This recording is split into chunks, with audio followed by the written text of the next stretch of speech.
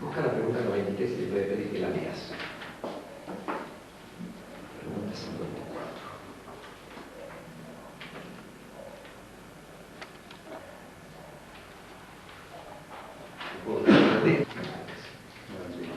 Sí. Entonces, decíamos de la necesidad de tener una visión más clara de lo que es el mecanismo de la mediunidad. Le hemos llamado fisiología de la mediunidad porque la fisiología es la ciencia que estudia el comportamiento de los órganos. Los más grandes fisiólogos son aquellos científicos que dentro de la rama de la medicina se dedicaron a investigar cómo funcionaban los órganos de por sí solos, es decir, la conformación del cuerpo humano, pero a su vez cada órgano tiene una función específica y es lo que ellos han estudiado. De ahí surgió el nombre de fisiología, en virtud de que la mediunidad es una actividad por medio de determinados órganos, como vamos a ver. Entonces llegaremos a comprender de que hay una fisiología de la mediunidad, o sea, la parte orgánica de la mediunidad, porque la gente vive en un total desconocimiento de lo que es realmente el mecanismo de la mediunidad.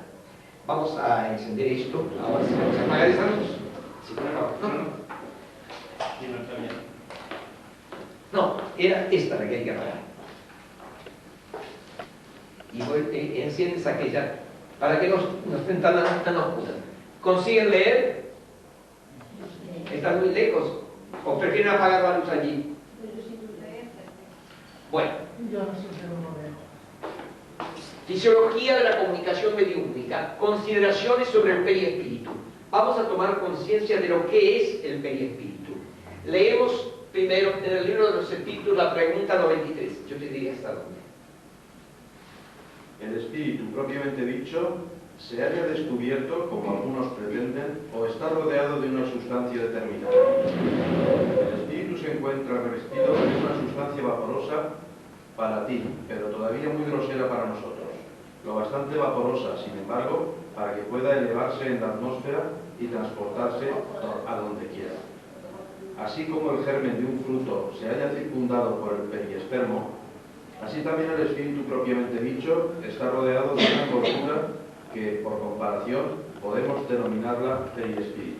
Gracias.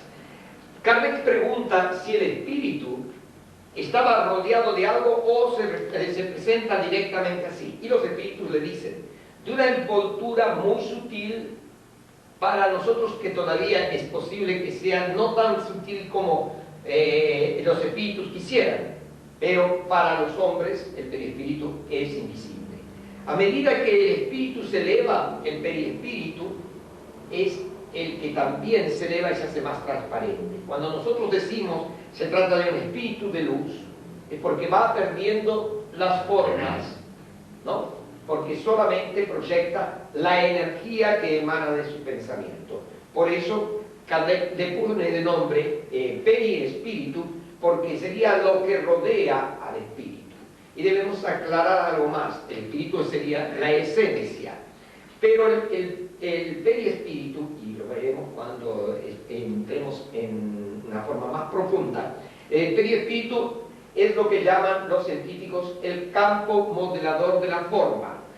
Cuando se produce la concepción, al surgir el huevo, el periespíritu va utilizando las células del huevo para revestir su forma, porque los científicos del pasado se preguntaban, entre ellos uno de los más extraordinarios, Claude Bernard, se llamaba la atención, ¿cómo era posible que un brazo no tuviera 2 metros y el otro fuera pequeñito? Que no hubiera una disformidad, y por lo general era más o menos, podrá tener medio centímetro más largo un brazo que el otro, pero en general todos venimos con una conformación relativamente normal.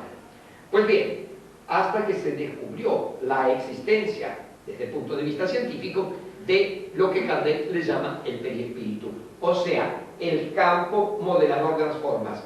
no va ni más allá de lo que está en el perispíritu, ni más acá. Ahora veamos lo que dice el libro de los medios de la pregunta 54.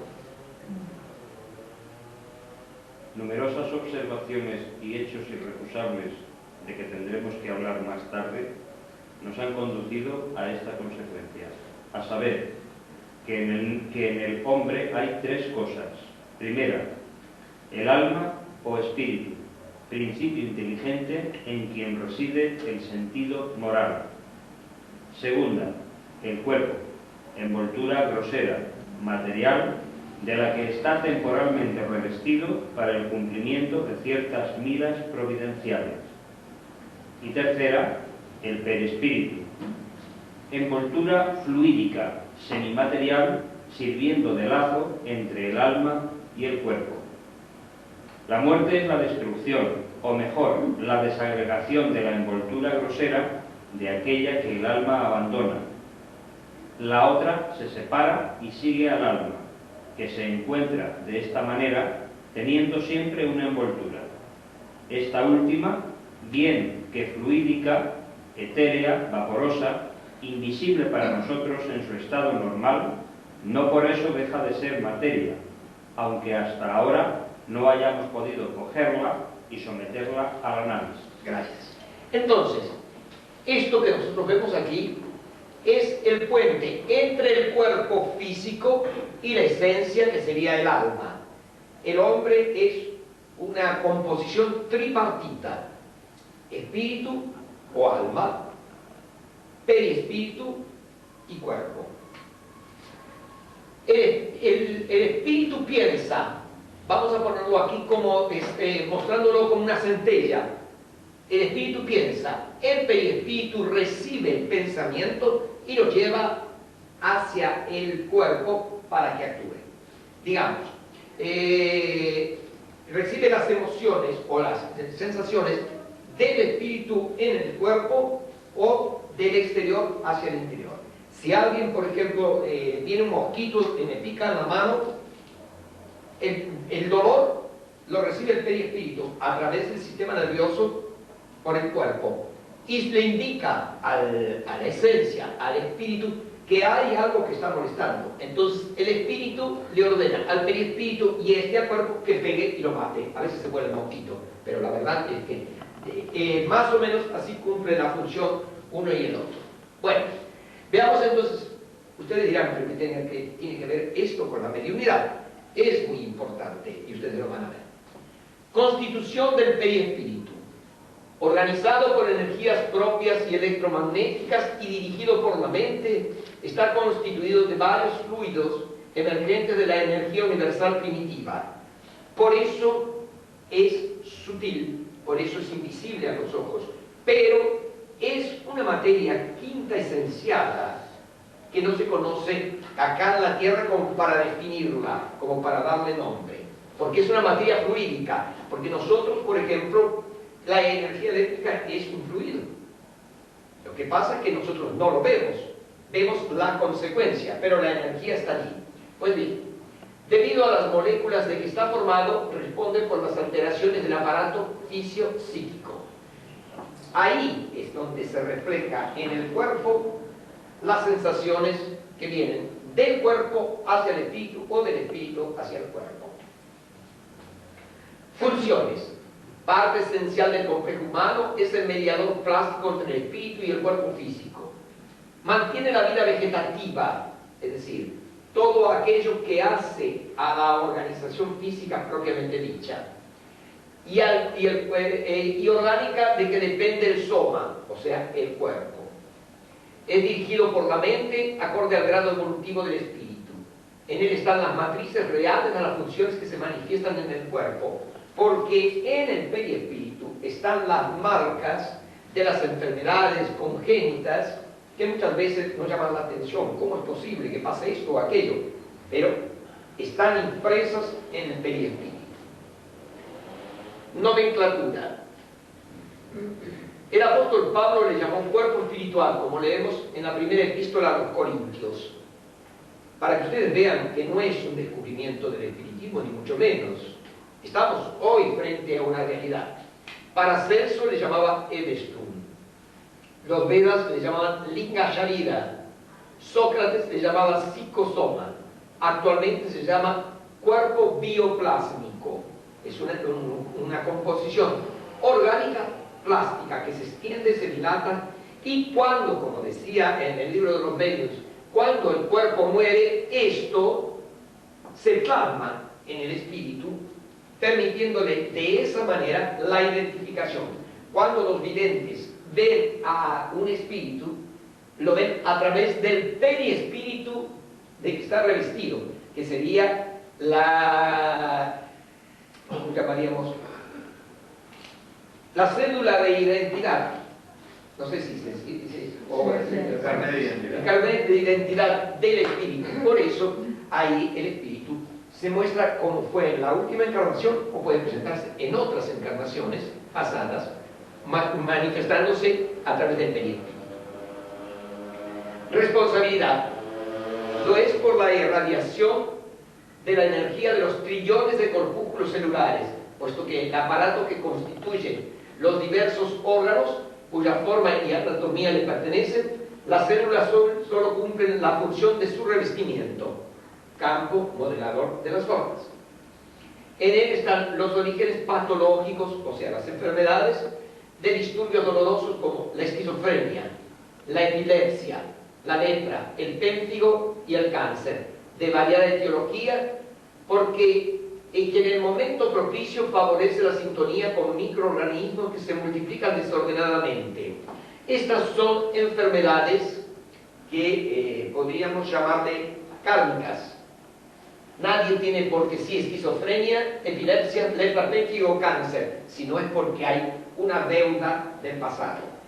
Quienes tienen cualquiera de estas enfermedades, antes las tuvieron en el alma y después se proyectaron al cuerpo. En otra vida nos comprometimos y venimos con las marcas en el perispíritu de dónde va a surgir el cáncer, por ejemplo, o la lepra, en virtud a los errores cometidos en vidas pasadas.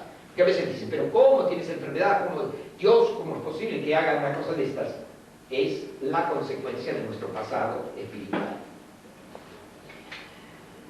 Dice que entonces, cuando la conducta del individuo que trae su archivo espiritual, que es el perispíritu, la conducta del individuo no obedece a las normativas de la moral, aparece y se reproduce y surge en el cuerpo lo que estaba archivado en el perispíritu. Pero también, si hay un cambio de conducta, puede modificarse y desaparecer. Como ustedes saben, nosotros sufrimos de cáncer. Ya hace 8 años que tenemos cáncer y tenemos de la cirugía de la tierra 18 intervenciones, pero de no haber mediado nuestra conducta al servicio del bien, y no estamos haciendo autobiografía ni autopropaganda, sino explicando para mejor comprender eso que dice en el momento propicio favorece la sintonía con microorganismos que se multiplican desordenadamente, porque nosotros teníamos un problema en nuestra conciencia espiritual, una deuda que se manifiesta en el cáncer. En el pasado lo tuvimos en el alma, por las actitudes que realizamos solamente en beneficio nuestro y en perjuicio de los demás.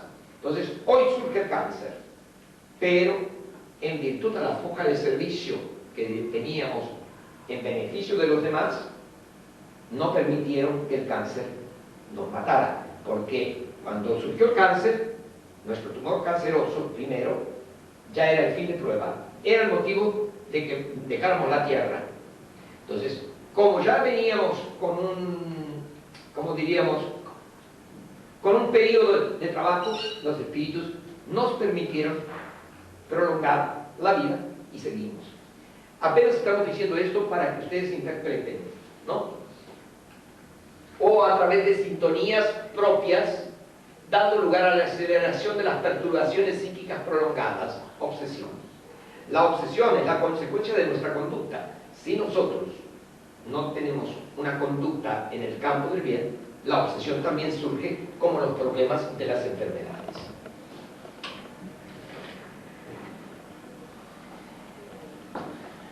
Le pertenecen todos los factores causales de todo proceso teratológico, que son anomalías y monstruosidades del organismo.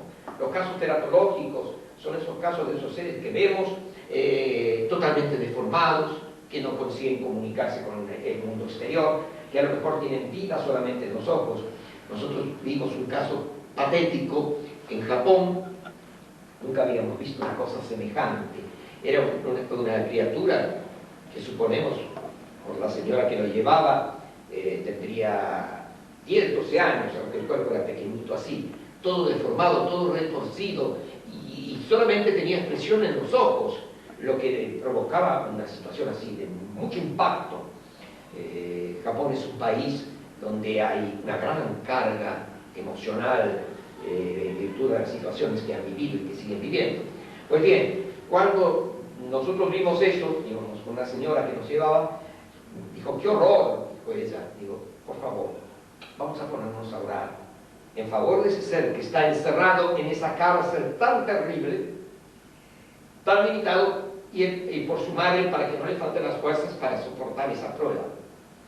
Bueno, seguimos, tuvimos una hora dando vueltas por ahí, nos sentamos a almorzar.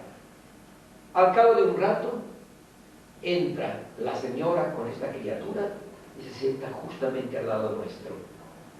Era como si hubieran venido a buscar, o sus guías les trajeron para que le diéramos más energía a ambos, que nos llamó muchísimo la atención, porque era un lugar extensísimo, y sin embargo vinieron exclusivamente al lado nuestro.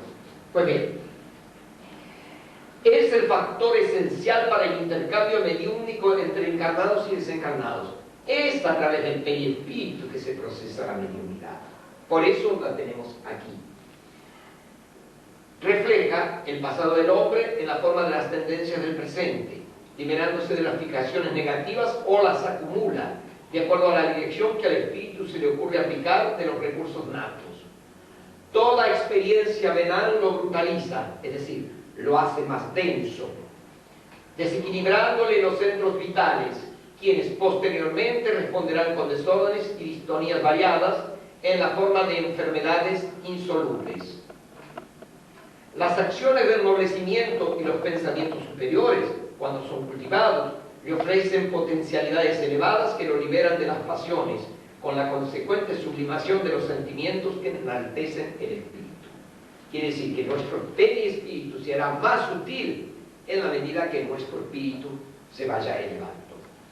Por esta razón, el maestro recomendó con relación a los escándalos, las agresiones mentales y morales y físicas, considerando que es mejor entrar en la vida sin el miembro escandaloso de que con él, como para afirmar que es mejor ser víctima que factor desencadenante de cualquier desgracia, para no después pagar las consecuencias.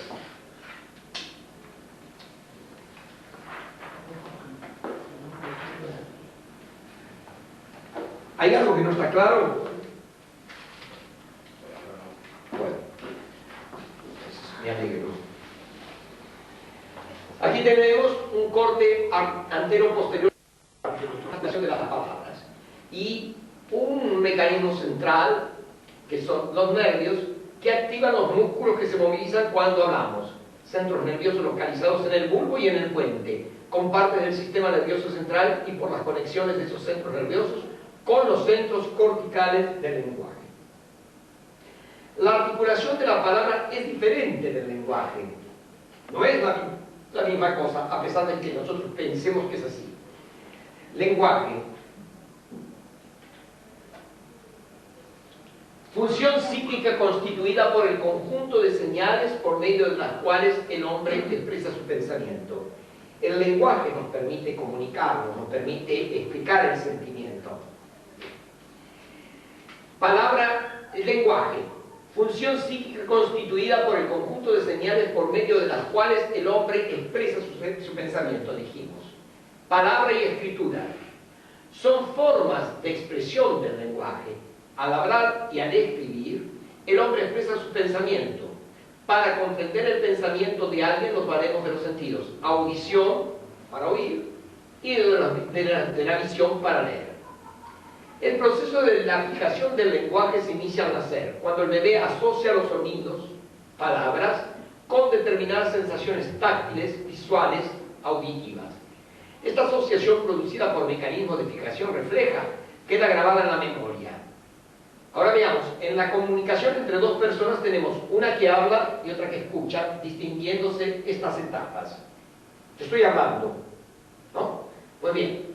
La primera etapa es intelectual, surge la idea. Al surgir la idea, yo sé de qué voy a hablar. La segunda etapa es mnésica. Recuerda las palabras que expresarán su idea, las evoca y reconoce las apropiadas.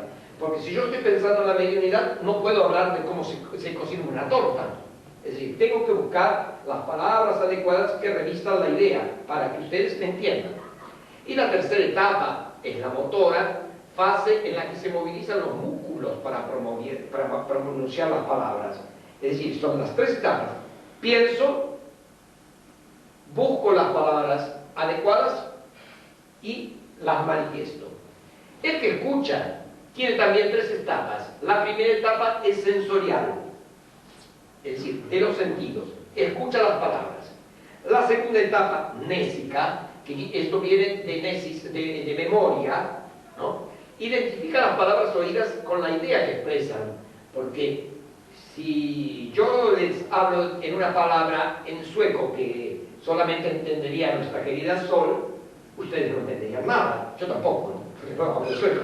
Pero aprendí una que me gustó mucho, troll, que quiere decir genio, duende. Bueno, pues bien, ahora las dos palabras que quieren decir genio y troll. Una es troll y la otra en griego daimon, que quiere decir lo mismo. Pues bien, entonces, la segunda etapa mnésica identifica las palabras oídas con la idea que expresan.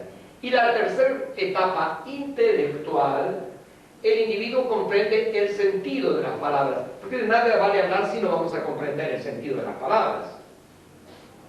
El esquema de la figura representa las áreas o centros localizados en el corte cerebral que tienen relación con el lenguaje. Ustedes ven que yo soy muy ordenadito, voy poniendo cada cosa en su lugar. Es neurosis.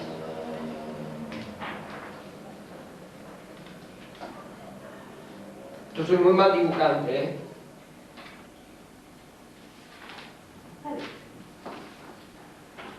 Llevándole la cabeza y mi dibujo está torcido. Dice que todo dibujante hace unos dibujos parecidos con él. Yo no sé si se parece a mí.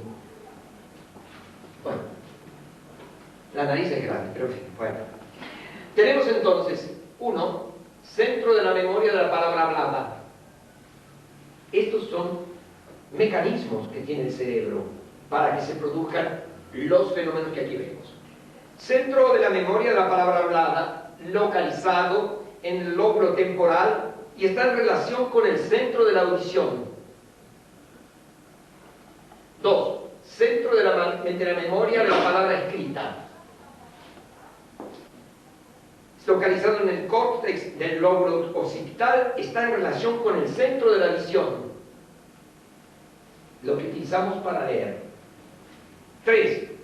Centro motriz de la palabra directamente. El centro motor de la palabra promueve el movimiento de los músculos que actuarán en la articulación de la palabra a través de los nervios. Se encuentra localizado en el lóbulo frontal en la región posterior.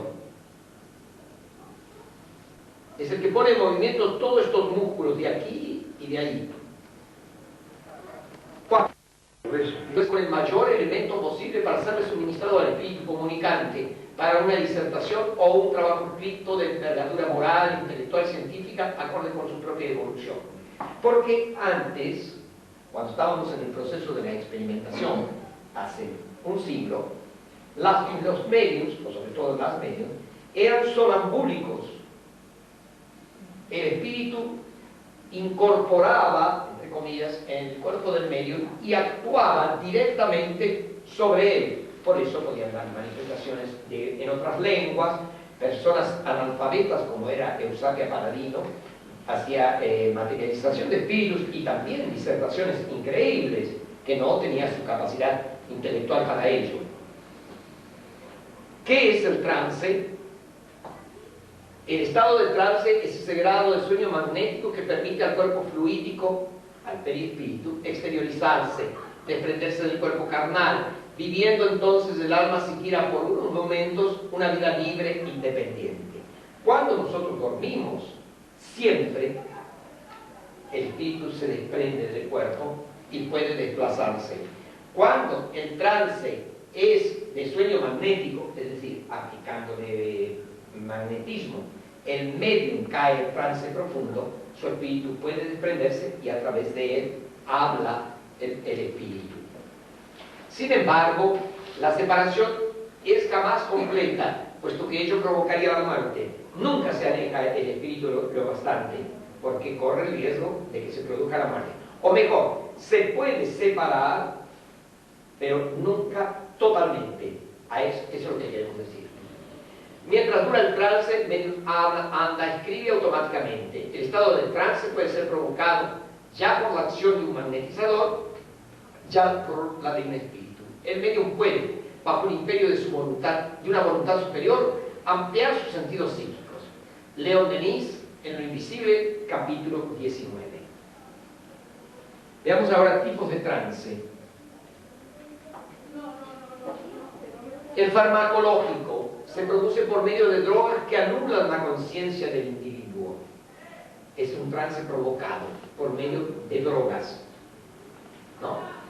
Hipnótico se logra por inducción y en el caso del sonambúlico se recurre al magnetismo.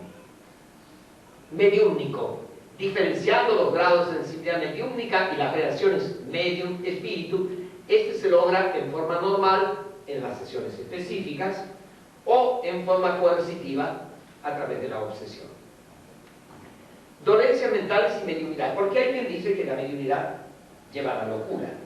Entonces nosotros vamos a mostrar que no es así.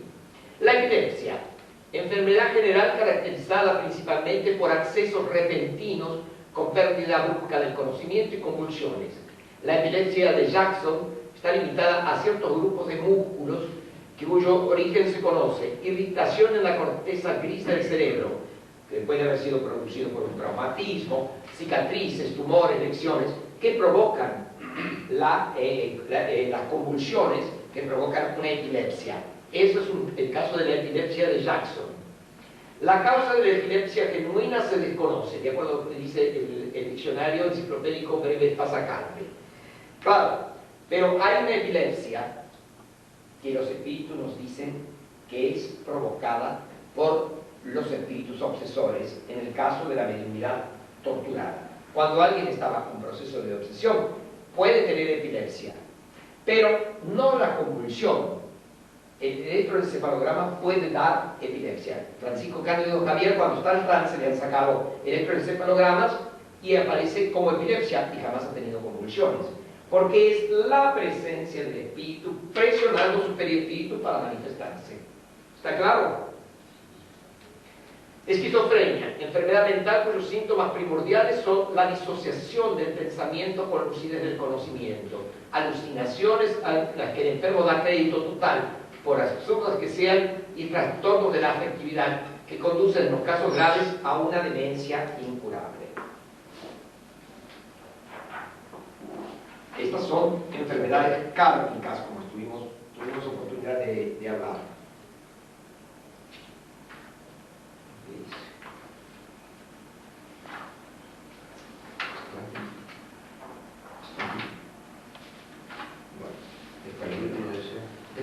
No. Igual te puede hacer que se caiga las Bueno, hojas. está bien. Gracias. Es un trabajo de equipo esto, siempre decimos. La histeria, padecimiento nervioso de la mujer caracterizado por convulsiones, pero hoy se ha descubierto que hay hombres que son histéricos. ¿Cuándo se escribió esto? Se puso de la mujer porque la palabra histeria viene de un nombre griego que quiere decir útero.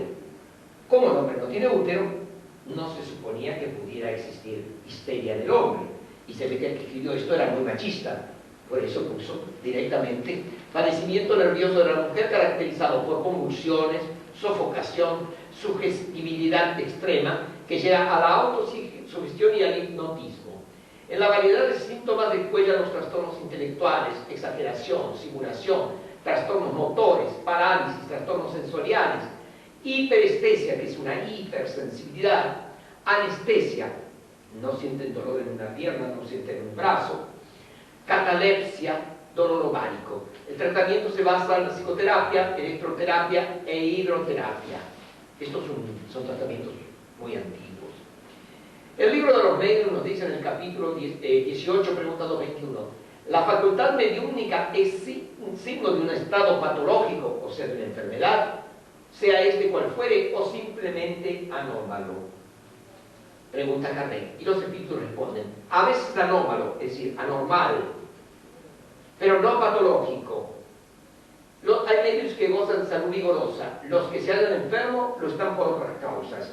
No es que la mediunidad produce enfermedades. Ahora, el medium disciplinado, el medium consciente, el medium que estudia, nunca va a sufrir ningún problema con la mediunidad. Ahora, el medium que divaga, que anda de casa en casa haciendo mediunidad, ese corre riesgos de sufrir serios trastornos de carácter psíquicos. Lombroso, en su libro Hipnotismo y Espiritismo, dice, haciendo un estudio fisiopatológico de Eusapia Paladino, la medium que yo hablaba recién, indica que ella tenía en el ojo izquierdo el fenómeno de Claude Bernard-Horner, común en los epilépticos, es decir, ella tenía características epileptoides, zonas hiperestésicas, zonas muy sensibles, especialmente los ovarios y el plato esofágico de los histéricos. Ella, que era una medium sorprendente, matizaba los espíritus a la luz del día, y el profesor Lombroso era el padre de la antropología criminal, el hombre que estuvo investigando el cerebro de los criminales para ver por qué ellos eran criminales, por qué morían, les hacía una preparación y estudiaba los cerebros. Entonces descubrió una serie de cosas. Este hombre tan notable se rindió ante la evidencia del espiritismo, porque él también quería negar los fenómenos espiritistas. Ya había estado presenciando los fenómenos con el medium que hablamos ayer, de Daniel Douglas Home, ¿se acuerdan? Que hablamos de aquel medium que entraba en el palacio y se levantaban las mesas. Pues bien, él fue a verificar ese asunto, qué pasaba. Entonces le dijeron que había una joven de 18 años, campesina, analfabeta, que producía fenómenos extraños. Imagínense cuando él llega allá y le dice, señorita, me dijeron que usted hace unos prodigios extraños. Ella le dijo, mire señor, yo no sé qué es lo que pasa conmigo. Yo sé que me quedo dormida y después dicen que hice cosas, pero no sé qué cosas son. Y automáticamente la joven quedó dormida, pero en un trance profundamente dormida. Eran las 9 de la mañana de un día espléndido. ¿Cuándo? Por los orificios naturales, como dijimos ayer, la nariz, la boca y los oídos, comenzó a emanar una sustancia que llamamos ayer, mostramos ayer que se llamaba ectoplasma. Pues bien, cuando esa masa que ella iba emitiendo quedó tan impregnada hacia alrededor, fue esa masa cubriendo el perispíritu de un espíritu que, para asombro del profesor César el Lombroso, era su propia madre materializada. Y él gritó, ¡mamma mía!, con esa exageración que tienen los italianos, ¿no? Aunque dicen que italianos y españoles son primos hermanos, así que somos todos exagerados lo mismo. Pues bien, entonces dijo, sí, hijo mío, soy yo. Pero él, con un cerebro de científico, que no se convencía tan fácilmente, le dijo, madre, dame una prueba para que yo no crea que esto es una alucinación. Entonces ella tenía un pañuelo en la mano, que se había materializado también, y se lo entregó. Cuando él llegó al laboratorio, se puso a investigar, y vio que el pañuelo estaba constituido de una sustancia no común, porque era una materialización, y que además la tela del pañuelo no era conocida en la industria textil de la época. Esto fue a fines del siglo pasado, principios de este siglo. Por lo tanto, él se tuvo que convencer a la realidad del fenómeno espiritista, como muchos que desean tener su propia experiencia para tener convencimiento, ¿no? Y lo importante es que primero razonemos, como hizo el profesor César Lombroso, antes de llegar al convencimiento del fenómeno. Porque no siempre tendremos la posibilidad de tener un fenómeno, porque estos fenómenos siempre le pasan a otro, nunca a nosotros. Y cuando nos pasa a nosotros decimos, no puede ser. Pues bien, leemos en Divaldo Franco Cadenas Rotas, ¿no? En el libro Cadenas Rotas dice así: en este importante capítulo de la neuropatología, o sea, el estudio de las enfermedades del sistema nervioso, que merece una especial atención, particularmente de los estudiosos del espiritismo, teniendo en vista la aparición de síndromes epilépticos con las disposiciones mediúmnicas en el trance provocado por las entidades sufrientes o perniciosas. Muchas veces delante de alguien acometido por la epilepsia se asevera que se trata de una mediunidad a desarrollar, porque llega la gente que dice de epilepsia, es mediunidad. No, hay que tener mucho cuidado, ¿no? Lo que hacemos en ese caso.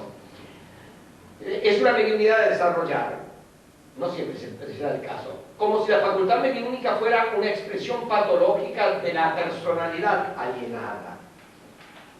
Debido a la posición simplista de algunos compañeros poco esclarecidos, se hace que los pacientes deambulen por las salas mediúnicas sin la menor preparación moral y mental para las elevadas tentativas del intercambio espiritual. No desconocemos que toda enfermedad procede del espíritu endeudado, siendo la terapéutica espiritista de relevante valor. Sin embargo, corresponde considerar que antes de cualquier esfuerzo externo se deberá predisponer al paciente a la renovación íntima, que es intransferible al esclarecimiento, a la educación espiritual, a fin de que se concientice de las responsabilidades que le corresponde, dando inicio al tratamiento que más le conviene, partiendo de dentro hacia afuera. Ya falta poco, ¿eh?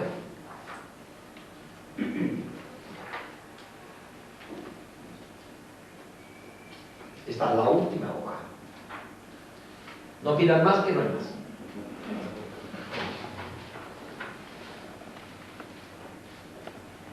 Del libro Sembradío de Mediums, de los Mediums de Francisco Cándido Javier, dictado por el Espíritu Emmanuel.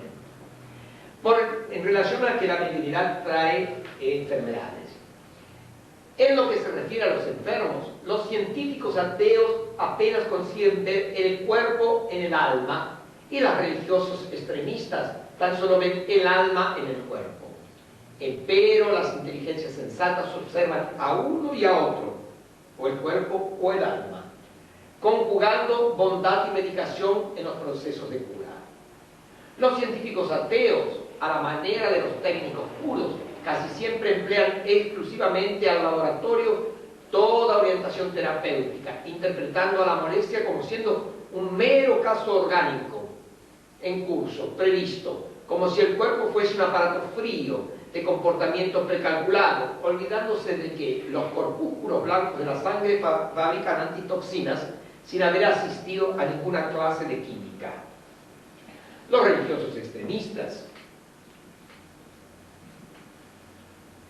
al modo de los místicos intransigentes, casi siempre entregan a la oración todo trabajo socorrista, interpretando a la molestia como siendo un simple acto expiatorio de la criatura, cual si el alma encarnada fuese una entidad omnipotente en la propia defensa, olvidando que los virus no interrumpen el asalto infeccioso delante de cualquier exposición moral.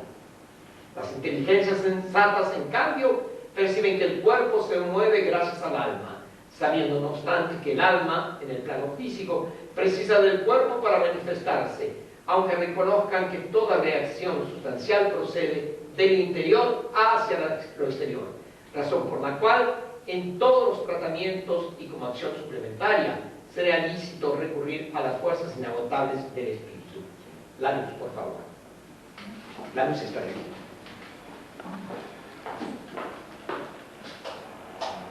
Ahora nos quedamos a oscuras. Bueno, esto es más o menos lo que teníamos para que ustedes tuvieran una idea más cabal, más científica de lo que es la mediunidad. Las personas que no tienen estudios suficientes sobre la mediunidad suponen que los espíritus son entes que tienen la obligación de ser todos ellos y no nosotros nada. Si nos referimos a la antena psíquica que estuvimos haciendo referencia, la glándula pineal, nos damos cuenta entonces que la mediunidad es una función orgánica. Nadie se saca el corazón ni los ojos cuando sale del centro espírita. Ni se los pone para venir aquí como si fuera un guardapolvo. No. Nosotros tenemos la obligación de estudiar, de mantener una conducta moral, de acuerdo a lo que nos enseña el espiritismo. Cuanto mejor estemos en condiciones psíquicas y emocionales, estaremos en mejores condiciones de ofrecer a los espíritus maravilloso de que el espiritismo es un fenómeno. El fenómeno es un accesorio que el espiritismo explicó. Como vimos ayer, hay fenómenos que están desde la antigüedad. El espiritismo nació por boca del fenómeno, pero puede prescindir del fenómeno. Ya no lo precisa, porque la consistencia de la doctrina espírita está manifestada en ese compendio de conocimiento que es la codificación, y que vino al hombre justamente para enseñarle a pensar, a sentir, a actuar de acuerdo a los fundamentos que se extraen de las enseñanzas de Jesús. Bueno, hasta aquí hemos llegado con estas enseñanzas. Ahora, si quieren hacer alguna pregunta sobre lo que hemos visto, con mucho gusto les vamos a responder.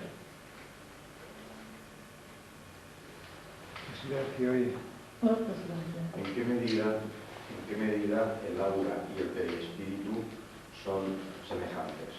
Es lo mismo, solamente que el aura es la proyección del perispíritu. Cuanto más se eleva el espíritu más proyecta. La NASA estudió las dimensiones del aura de Francisco Cándido Javier y mide 20 metros con aparatos específicos traídos para eso. Y Divaldo, que nunca lo quiere decir, es una cuestión que respetamos, pero nosotros queremos mostrar también lo que puede el trabajo de un compañero que nosotros la mayoría conocemos, tiene una proyección de aura de 12 metros. Yo tengo de 20 centímetros. Ya te todo lo que me falta. Ya te quedará. ¿Me permite, Juan? Sí. Yo no veo eso. Yo no veo eso. ¿Cuándo? ¿No ves? Ahora. Ah, pero es porque los espíritus están al lado mío. No. Sí, señora. Sí, digo. Dejémoslo ahí. ¿No? Dejémoslo ahí. ¿Alguien más? ¿Te contesté? Sí, sí, sí. Sí. ¿Sabes que el perispíritu y el espíritu tienen peso también, no? Sí, señor. Sobre todo el perispíritu, que es más materia que el espíritu. El espíritu es esencia. 8 gramos. 27. Bueno, en el experimento del PAS calcularon 8. Un investigador sueco, 21, no 27, creó una balanza cama que cuando los muertos, cuando se produce la muerte biológica, automáticamente pierden 21 gramos. Se deduce, según lo que dicen los científicos, que entonces el alma o el espíritu pesa 21 gramos. Siempre que el cerebro no sea sometido a un campo electrostático que le impida salir la energía psíquica. Bueno, estamos hablando de los casos que la ciencia se puso a investigar. Ahora, digamos en sentido general, ¿no? Ellos dedujeron que tenía un peso específico de 21 gramos. 21 gramos. Habrá quienes tengan menos. Depende del sexo que tengan. ¿El seso o el sexo? El sexo. Sin X. Perfecto. ¿Quién más quiere preguntar algo o agregar algo? Yo quería preguntar, si no preguntan es que se ha hablado de la fisiología del medium, pero a mí me gustaría poco sobre la protección del propio medium, sobre su autoprotección, de cara a que como un medium es un canal abierto a otro plano de existencia, pues de cara a protegerse, claro. La autoprotección del medium está constituida por su conducta moral. Ni más ni menos. Nosotros atraemos en calidad a aquello que emitimos.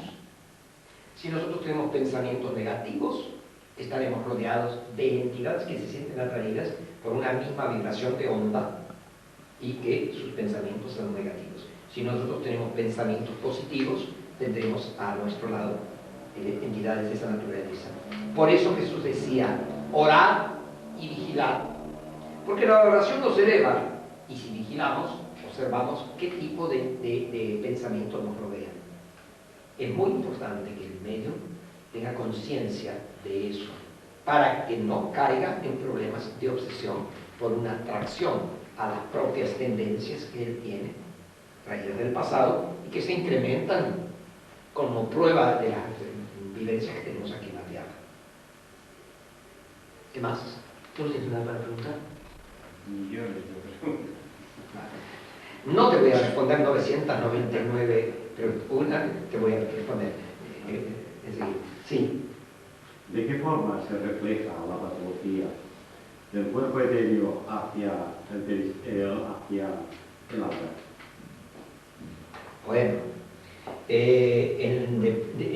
dependiendo de las vibraciones que tiene, porque cuando hay una zona enferma, el área muestra una tonalidad específica. Por eso cuando se descubrió la cámara Kirlian, que consiguió filmar las emanaciones del aura, ¿no? Los médicos leen en una fotografía de la cámara Kirlian los problemas que tiene la persona, porque incluso los problemas emocionales se reflejan en el aura, y por consiguiente la cámara Kirlian ha conseguido filmar ese tipo de alteraciones. Primero hacia el perispino, el cuerpo etéreo. Primero hacia el cuerpo etéreo, y después se refleja en todo lo que es la capa de las 7 capas. Claro, claro, yo me limito a lo que me enseñó el espiritismo, porque yo soy espiritista y me limito a la enseñanza del espiritismo. Segundito, por favor. Yo no sé cuántos cuerpos hay. La teosofía dice que son varios, los orientalistas también. Yo no los he estudiado, solamente me limito a hablar del perispíritu, y es el perispíritu el que proyecta el aura, más pequeña o más grande de acuerdo al grado de evolución. Y a su vez, esas señales que tiene el perispíritu, que son las que delatan las deficiencias orgánicas que tenemos, son las que permiten que el aura sea más opaca o menos opaca. Filmando con la cámara Kirlian, se pudo ver, por ejemplo, medios que proyectaban la energía a través de los dedos cuando empezaban a proyectar. Cuando mostró varias veces una película en ese sentido, que, por ejemplo, la persona que estaba decaída o con un proceso orgánico estaba sin irradiación, como sería la corona solar. Cuando el medium se concentra, sus dedos echan como chispas. Entonces, al proyectar la energía sobre el paciente, esa energía pasa a revigorizar al paciente y el paciente empieza a iluminarse y el medium se queda opaco. Pero eso después se recupera a través de las fuerzas mentales por medio de la oración. ¿Está? Señora. Por ejemplo, la fotografía que a mí me han hecho una fotografía que está engrasado.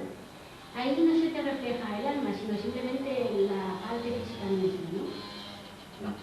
Yo no dije que se reflejaba el alma, yo dije que se refleja la irradiación del perispíritu, no el cuerpo tampoco.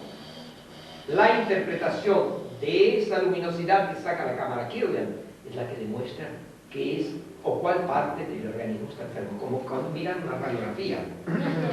Bueno, ¿alguien más? Sí. Yo, entonces, como continuación a esa pregunta, se me ocurre pensar que las irradiaciones aparecen en la fotografía Kirlian no solamente de las personas, sino también de los vegetales, incluso en las personas los miembros que han sido cortados.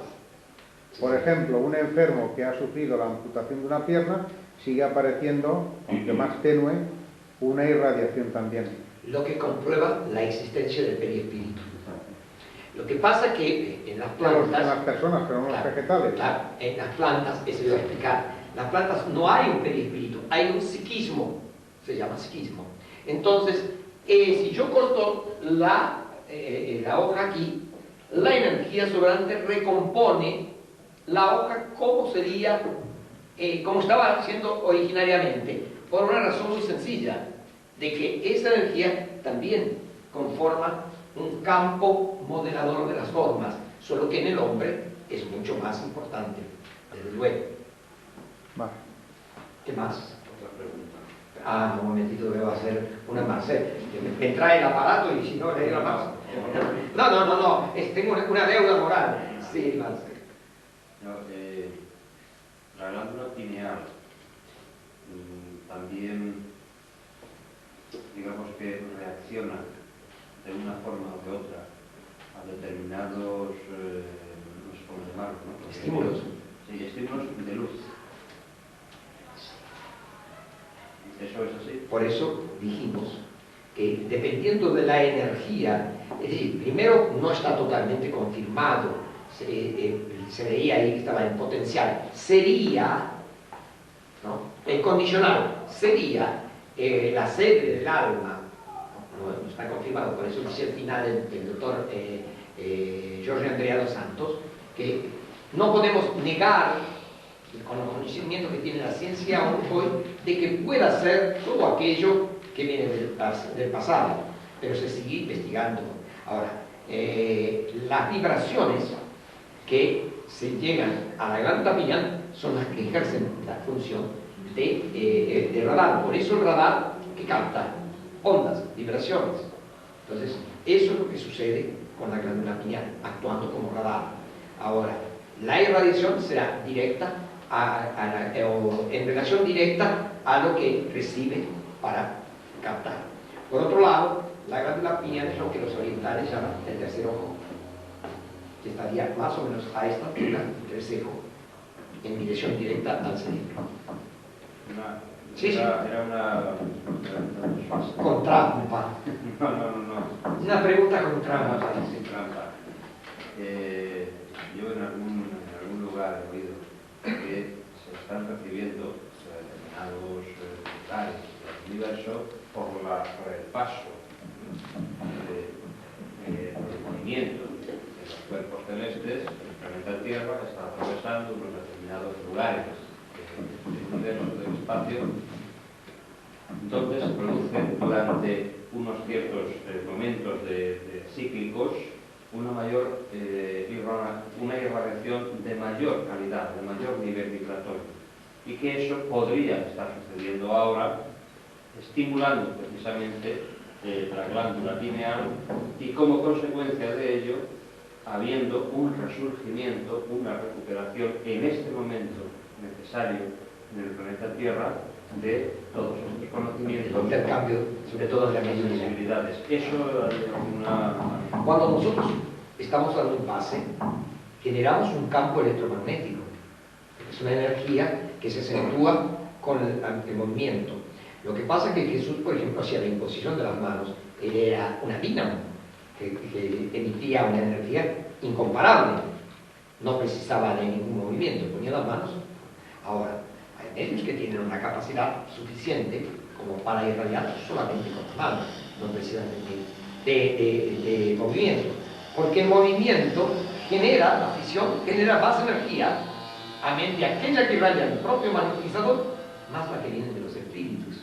Entonces, esos campos electromagnéticos que vienen del exterior de la Tierra, como producto de la propia fisión que tiene la Tierra en su peregrinar, puede ser que estén activados por inteligencias espirituales de manera tal de que pueda, de alguna manera, el hombre recibir mayor estímulo para que comprenda mejor la vida espiritual.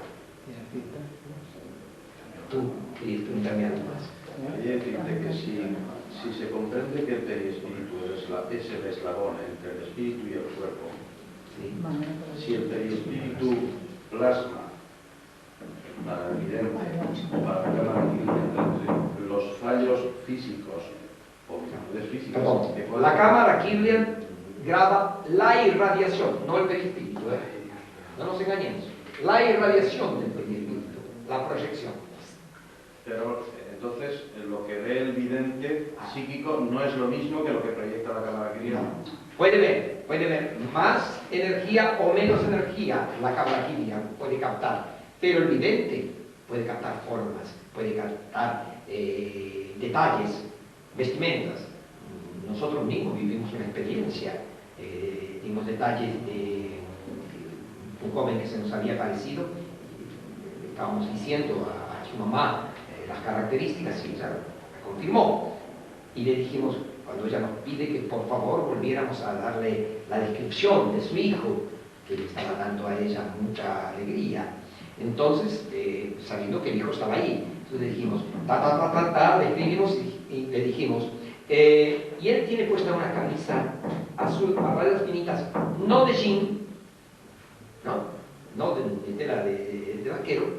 Y ella dijo, señor, si usted cuando me habló, me describió a mi hijo, lo hizo para darme consuelo, le puedo asegurar que sí, que usted lo consiguió, pero me acaba de dar una prueba irrefutable, porque mi hijo se había comprado esa camisa 3 días antes del accidente, no la estrenó y yo se la puse al cadáver, usted nunca podía haberlo sabido.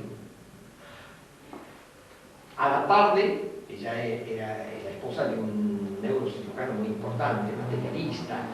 En aquel momento, cuando ella me presentó a su marido, él trató de descartar cualquier posibilidad de veracidad en lo que habíamos vivido. Entonces él me dijo, mire, ¿qué quiere que le diga yo? En esas cosas no creo. Yo me enfrento todos los días con la muerte en el quirófano, nunca le di la cara. Le dije, doctor, perdóneme, pero lo que yo vi es lo que queda de la muerte física que usted habla. Sí, sí, pero no me va a convencer, yo no es mi intención convencerlo. Pero vamos a suponer una cosa, doctor, que la imagen de su hijo que yo capté fue transmitida telepáticamente por su esposa. Entonces él me miró como diciendo, ahora te agarré, esa es la realidad. Le digo, bueno, muy bien, supongamos que fue telepatía, pero el detalle de la camisa, doctor, su señora podía pensar en el rostro de su hijo, pero no en la camisa. ¿Y cómo iba a saber yo de un detalle de esa naturaleza? Y siempre que los espíritus se manifiestan, me muestran un detalle, o mejor dicho, yo observo un detalle que es el identificatorio. La forma del vestido, la forma de... la joven Alicia de Valladolid, cuando yo fui a dar una conferencia en Valladolid, había muerto su mamá hacía 2 meses. Llegó el papá muy triste, muy desolado, y junto a él llegaba una señora que tenía todavía las marcas de la desencarnación en el rostro, profundas ojeras, muy marcado, el maxilar caído, y se dio un fenómeno extraño.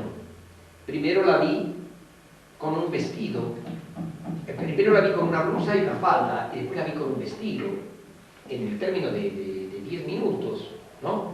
Y bueno, cuando llegó la oportunidad, yo nunca digo, está aquí la persona, yo describo al espíritu que veo. Si eso la persona lo identifica, bien. Si no lo identifica, yo no digo nada, porque yo puedo ser engañado. Puede venir un espíritu y decirme, bueno, yo soy la madre de fulano. Entonces yo digo, aquí hay un espíritu, así, así, así, así. Para evitarse, porque puedo ser engañado también por un espíritu burlón. Entonces ellos reconocieron que sí, que se trataba de su mamá. Dice, lo que me extraña, digo, lo que me extraña es haber visto dos trajes. Dijo, sí, porque a ella tenía una blusa blanca y una falda negra que no le gustaba usarla.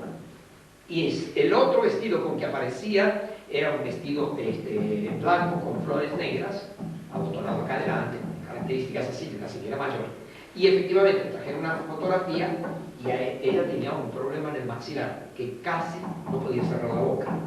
Así que los detalles así. Otra vez, por ejemplo, para que ustedes vean cómo se identifican los espíritus. No porque yo los quiera ver, porque yo no los puedo adivinar. Yo veo cuando ellos se muestran. Fui a una casa de una señora que me llevó una amiga, por el hecho de que ya enseguida termino, que ya son para hacer la 10. Son para hacer la 10. Hay gente que mañana tiene que trabajar. Entonces, me dijo mi amiga, mira, vamos a ir a la casa de fulana, una señora que yo nunca había visto. Dice, vive cerca de tu casa, a ver si por favor le das un pase, porque su marido está con una hemiplegia. Bueno, llegamos ahí a la casa, hicimos un evangelio, le apliqué el pase, y entonces, cuando pedí por el señor, que estaba hospitalizado, los espíritus me dijeron que estaba muy grave, y vi a un espíritu ahí, que era una hermana de él, que la estaba cuidando, según me dijo el espíritu. Yo lo estoy cuidando, lo estoy preparando, porque creo que pronto me va a venir a acompañar. Entonces yo le dije, mire señora, por supuesto no le dije nada de la gravedad, ni mucho menos. Estoy viendo un espíritu acá de una señora, es una señora que debe haber vivido en la década del 35, en la década entre el 30 y el 40, y tenía unas ondas muy marcadas así, como se usaban en aquella época, el peinado de moda.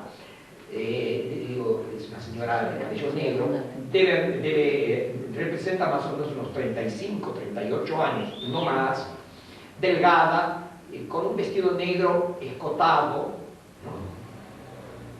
Yo había entrado y me había quedado en la sala, no había ido a ningún otro lugar. Entonces se levanta y fue a buscar una fotografía, y trae la fotografía tal cual como yo la había descrito. Si yo hubiera entrado al cuarto, hubiera visto la fotografía, bueno, pero yo no sabía que era la hermana. Y me dijo, sí, es la hermana. Digo, dice, esa es la hermana de mi marido. Le digo, sí, ahora que usted me lo dice, me confío. El espíritu me dijo que era. Y me dijo que lo estaba cuidando. Dice, claro, porque ella era como una madre para él, ¿no? Pero murió de 35 años y después no.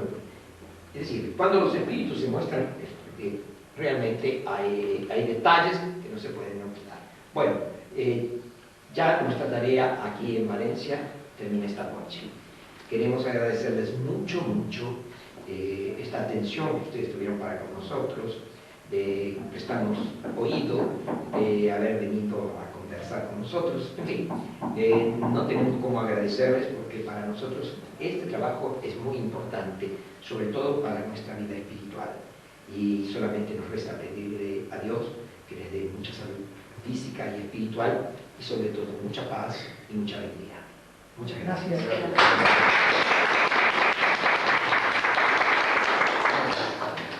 Esto es un abrazo para todos. Muchas gracias. Muchas gracias.